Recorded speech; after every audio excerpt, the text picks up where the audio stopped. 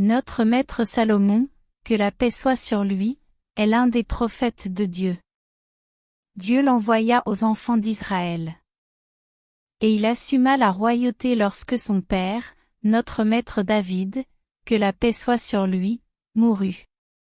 David avait un grand roi. Et il a établi l'état des enfants d'Israël. Et les montagnes nageaient avec lui. Le fer l'adoucit. Et Dieu lui a donné la sagesse et la connaissance.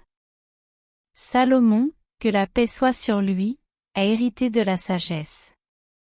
Et Dieu lui a soumis le vent par son commandement. Il parlait aux djinns, aux oiseaux et aux animaux.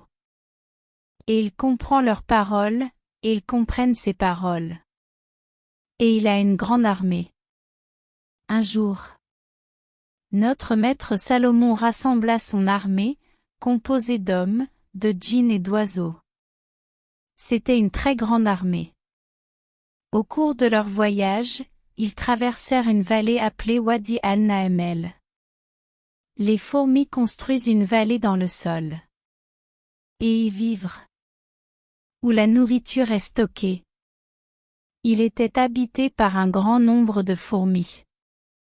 Ils travaillent tous avec discipline et diligence. Et ils arrangeaient le travail entre eux. Dans la collecte et le stockage des céréales. Même si l'hiver et la pluie viennent sur eux. Ils trouvent quelque chose à manger. Quand notre maître Salomon et les soldats s'approchèrent de la vallée des fourmis. Une fourmi les a vus de loin. La fourmi ne s'est pas échappée et n'a pas survécu seule, laissant les fourmis dans ce danger devant elle. Mais elle s'est précipitée pour avertir le reste des fourmis. Et dis-leur. Entrez dans vos maisons, fourmis. Afin que Salomon, que la paix soit sur lui, et que ses soldats ne te détruisent pas. Ils ne font pas attention à vous, ils ne vous voient pas non plus.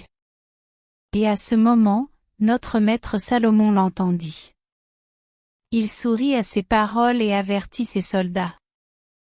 Il leur ordonna de changer de direction. Salomon remercia grandement son Seigneur de lui avoir accordé toutes ces bénédictions.